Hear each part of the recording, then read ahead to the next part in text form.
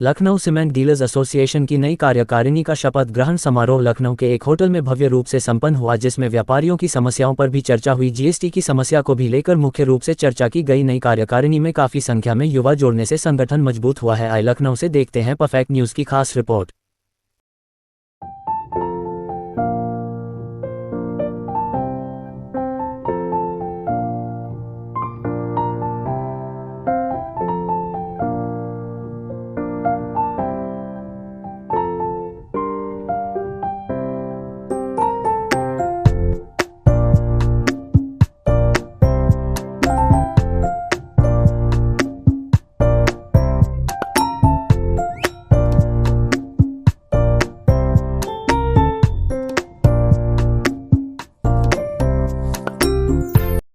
हुआ है, क्या कहना चाहिए?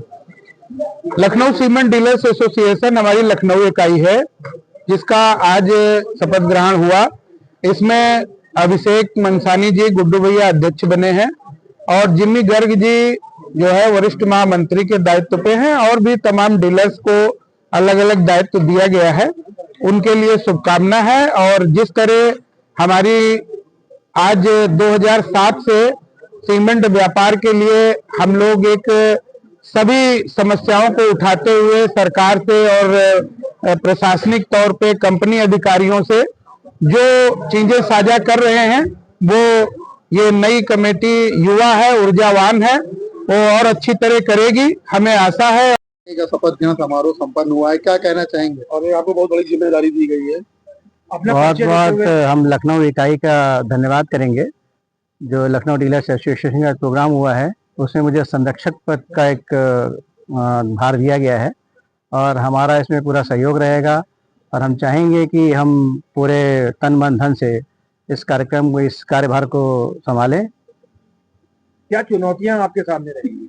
चुनौतियां हैं बाजार में जो जीएसटी को लेके जो समस्याएं हैं, उसके अलावा जो आजकल सबसे ज़्यादा हो गया है कि लोगों की नीयत बहुत ख़राब हो गई है। उस तरह दुकानदारों को कहीं ना कहीं रोकना है जो पैसा मार के बैठे हुए हैं।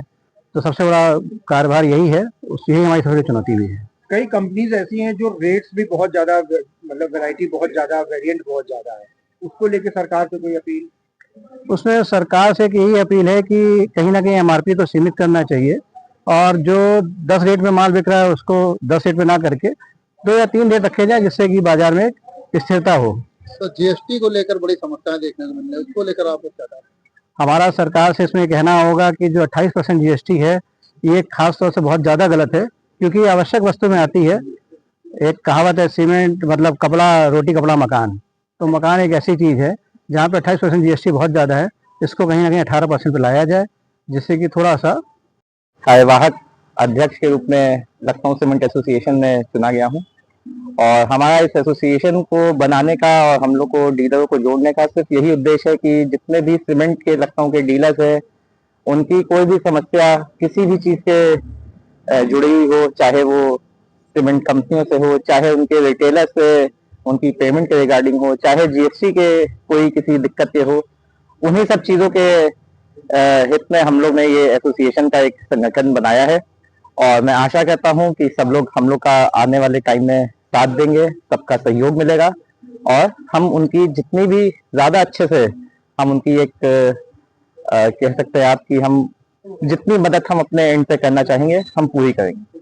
धन्यवाद। मेरा नाम आकाश पूजा है। मैं कार्यवाहक अध्यक्ष के रूप में लखनऊ सीमेंट एसोसिएशन में पद पे चुना गया है मेरे को, है ना। और पदभार संभाला है आपने, क्या कुछ कहेंगे सर, किस तरीके से अपने पद का निर्वहन करेंगे?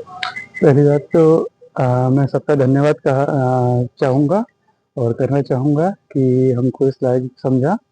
और एसोसिएशन का काम रहता है डीलरों की और लोगों की समस्याओं को दूर करना।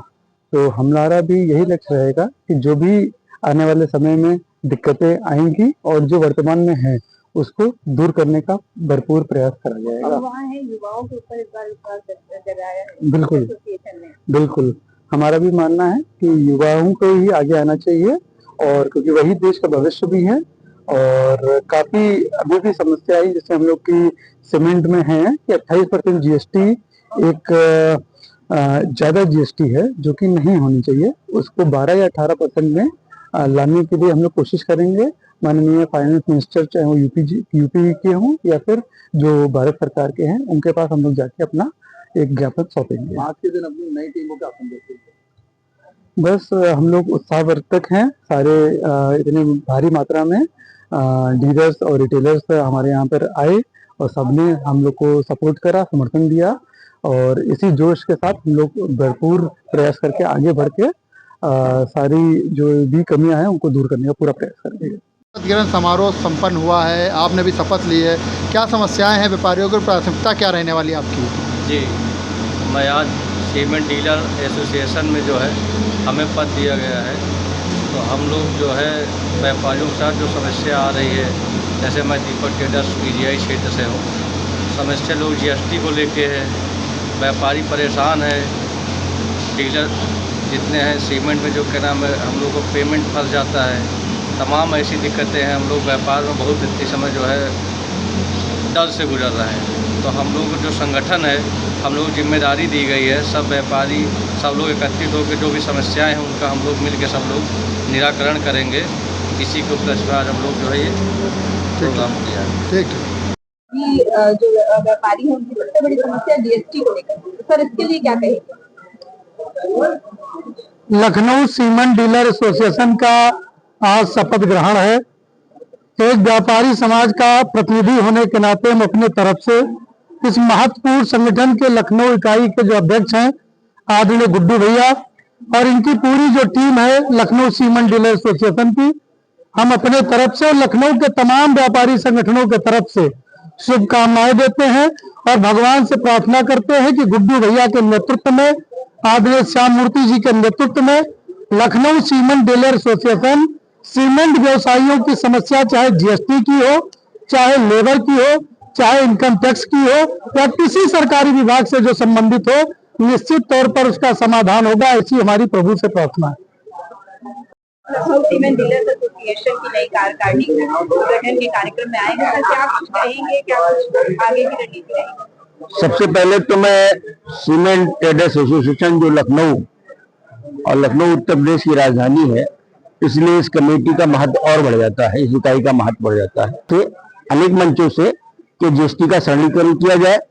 आज भी सीमेंट को आपने विलासिता की श्रेणी में रखा, मकान बनवा करके आप गरीबों को निःशुल्क दे रहे हैं और जीएसटी विलासिता की वस्तु हो गई।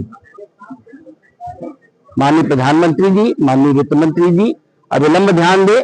सीमेंट कारोबारी की समस्याओं को अगर आप हल करेंगे, निश्चित जानो सीमेंट का देश के और मानव के विकास में बड़ा महत्वपूर्ण योगदान है। सीमेंट व्यापारियों की समस्याएं कम होगी, देश का विकास और तेजी से बढ़ेगा। अगर भारत को हम विश्व की तीसरी अर्थव्यवस्था के रूप में देखना चाहते हैं, तो निश्चित तौर पर हम व्यापारियों की समस्याओं के समाधान के लिए सभी राजनेताओं को आगे आना पड़ेगा, वित्त मंत्री को विशेष ध्यान देना पड़ेगा और प्रधानमंत्री जी को भी ध्यान देना पड़ेगा। ऐसी मैं आज के विशेष दिन पर मांग करता हूं और पुनः अपने यशस्वी प्रदेश अध्यक्ष अपने भाई मुन्ना भैया को के साथ यहाँ सारे पदाधिकारियों को बहुत बहुत शुभकामनाएं देता हूँ, बहुत बहुत बधाई।